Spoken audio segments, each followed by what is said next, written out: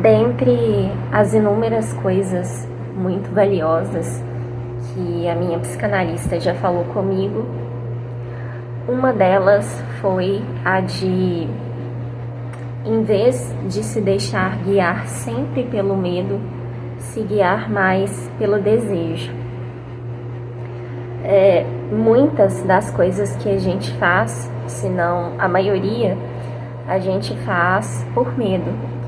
Medo de se arrepender, medo das consequências, medo de fracassar, medo de mudar, medo de ficar, de ir embora. E no meio de todos esses medos a gente esquece de se perguntar sobre algo muito importante, que é o nosso desejo. O que a gente deseja. Muitas vezes a resposta não é fácil, porque em meio a necessidades, a convenções, a gente mesmo não sabe qual que é o nosso desejo, a gente não consegue mapear muito bem o que é que a gente quer. E a segunda coisa que ela falou, que foi muito importante para mim, foi para a gente tirar conclusões sobre determinadas experiências a partir da vivência dessas experiências, vivendo-as. Isso pode parecer muito óbvio, muito intuitivo para algumas pessoas, mas para aqueles que são muito ansiosos, que é a categoria na qual eu me enquadro, isso não é tão óbvio assim. Porque a gente costuma criar inúmeros cenários, imaginar os desdobramentos de viver determinada experiência, e geralmente esses desdobramentos são sempre catastróficos na nossa cabeça, são os piores possíveis. Então vou dar um exemplo bobo, mas que ajuda a entender melhor. Por exemplo, a gente quer fazer um curso de dança, seja porque é algo que a gente gosta de fazer, porque a gente está sentindo necessidade de se movimentar, a gente quer fazer o exercício, a gente quer interagir com outras pessoas, mas a gente fica pensando, não, mas não vai dar certo, eu vou ser muito desengonçado, eu vou passar vergonha, as pessoas vão ficar me olhando, eu não vou conseguir. E aí a gente deixa de se matricular no curso de dança. Ou você quer ir em um show de uma banda que você gosta muito, mas não tem companhia, não tem amigos, simplesmente não tem amigos, ou não tem amigos que estejam dispostos a te acompanhar. E então você pensa, poxa, mas eu não vou nesse show porque eu vou me sentir deslocado, eu vou me sentir sozinho, estranho, como que eu vou voltar para casa, como que eu vou chegar? E aí desiste simplesmente de ir ao show. Então, por que em vez de tomar essas decisões, por que não ir uma aula experimental no curso de dança, e a partir daquela experiência você chegar a essas conclusões? Se você chegar a elas, tudo bem, você não entra no curso, vai procurar outra coisa, mas o que muitas vezes a gente deixa de perceber é que existem outras possibilidades, né? A gente pode ser surpreendido muitas vezes. No ano passado, eu fiz algo que pode parecer simples, que foi entrar em um curso de teatro. E em relação aos passos mais concretos que eu tive que dar para realizar isso, realmente foram coisas mais simples. Mandei uma mensagem para a escola de teatro, marquei um dia, vi o horário que me convinha mais, dividi no cartão de crédito, tive que fazer essa escolha financeira, enfim. Mas interiormente isso demandou muito de mim, porque eu sempre fui uma pessoa que eu sempre me julguei uma pessoa muito tímida, embora essa concepção esteja sendo reavaliada hoje em dia. mas eu sempre fui especialmente uma pessoa introspectiva, uma pessoa para a qual todas essas situações que envolvem a exposição, que envolvem o contato com o outro, sempre foram motivo de muitos conflitos, de muita ansiedade, de muito nervosismo. Então, entrar em um curso de teatro, que é um tipo de atividade que envolve você estar sob o olhar do outro, para mim era algo que há algum tempo atrás, e não tanto tempo assim, parecia uma experiência aterrorizante, apavorante. Eu me julgava incapaz de passar por esse tipo de situação, ou pelo menos de passá-la sem muito sofrimento. Mas o ano passado eu decidi, seja por maturidade, seja por perceber que esse é um ponto que, embora faça parte da minha personalidade, também representa uma espécie de limitação para mim. Porque muitas vezes, por causa da timidez, da introspecção, da dificuldade de tecer relações com o outro, eu freiei certas vontades, agi de modo não espontâneo, de um modo que não correspondia exatamente ao meu desejo, ao que eu sentia, ao que eu queria fazer. Provavelmente, ainda que eu não consiga lembrar de uma situação em específico no momento, provavelmente já perdi oportunidades em diferentes âmbitos por causa disso. Então, no ano passado, eu decidi que eu queria fazer algo a respeito.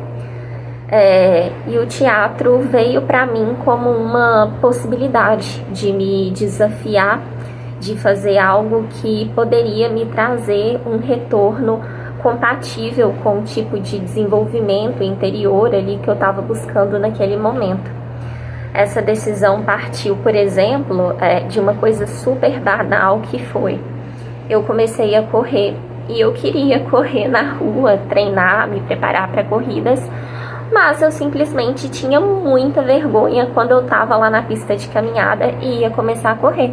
Eu ficava achando que as pessoas estavam me olhando, eu ficava achando que eu corria feio, enfim, criando todos essas questões na minha cabeça, e acabava que muitas vezes eu não conseguia cumprir esse propósito de me preparar para as corridas.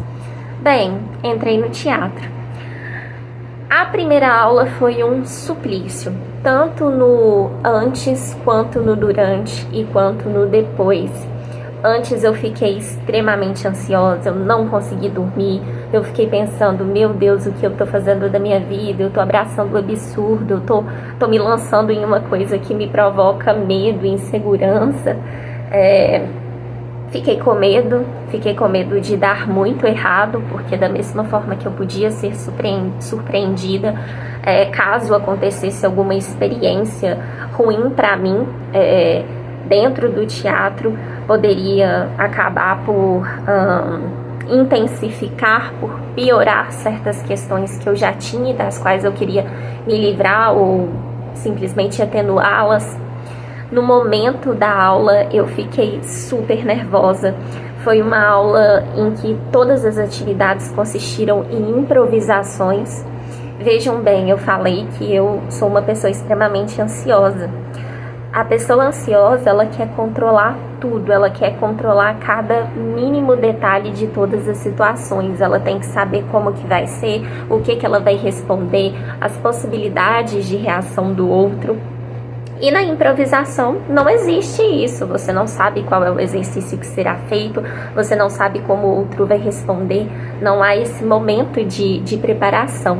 Então eu fiquei muito nervosa, mas mesmo com medo, com insegurança, participei de todas as atividades, tendo aquele meu propósito em mente. E depois da aula também foi muito difícil, porque eu fiquei me cobrando, fiquei repassando na minha cabeça tudo que eu tinha feito e que pra mim era o fim do mundo. Eu imitei tananã, Ah, eu fiz isso, eu fiz aquilo outro, me julguei uma pessoa sem criatividade, que não conseguia responder bem aquele tipo de situação, enfim. Mas o fato é que quando a gente faz esse tipo de coisa que demanda esforço da gente, que é difícil pra gente, muitas vezes a gente nem percebe, mas existe um certo prazer escondido também, porque a gente tem o prazer de saber que a gente está se superando, ou pelo menos tentando, pelo menos dando um passo em direção a isso, né? Que a gente está fazendo algo que é bom pra gente e que ninguém mais pode fazer, vai se dispor a fazer. Então eu continuei frequentando as aulas e, em resumo, eu simplesmente amei o teatro. Eu descobri que eu tinha a paixão por esse tipo de atividade e que eu não sabia. Eu achava que era a última coisa que estava no topo de coisas que eu nunca faria na vida, junto com qualquer coisa de exatas. Na primeira aula, inclusive, o professor falou que a grande questão ali que a gente trabalharia é que por causa, enfim, das expectativas sociais, das expectativas que a gente mesmo tem sobre a gente, ao longo da vida nós vamos perdendo a espontaneidade. Então acontece determinada coisa, a gente está em um determinado cenário e a gente vai com aquele ímpeto, né, com aquela vontade de agir da forma X. Mas antes da gente agir, vem vários pensamentos que inibem a nossa ação. Ah, fulano de tal vai pensar isso. Ah, mas o que eles vão pensar? Ah, como é que eu vou parecer? Ah, e isso. E que o objetivo ali era justamente resgatar a espontaneidade, né? O primeiro pensamento, a primeira palavra. Algo que eu jamais tinha parado para pensar, né? Que o teatro poderia... que ele se prestava realmente a esse tipo de objetivo dessa forma tão consciente. No teatro eu conheci pessoas, eu interagi com pessoas, a turma foi adquirindo intimidade com o decorrer do tempo, eu me diverti, eu consegui apresentar uma peça no final do módulo, em que deu tudo certo, eu consegui encenar, eu dei risada, senti sim um friozinho na barriga, mas fez parte, não foi algo que atrapalhou o momento. E, enfim, em resumo, eu fui surpreendida. Então, eu acho que muitas vezes a gente subestima a nossa capacidade de transformação, a gente subestima simplesmente a nossa capacidade. Muitas vezes a forma que a gente reagiu no passado a determinada situação, no meu caso, por exemplo, não conseguir me expressar diante do outro de forma natural,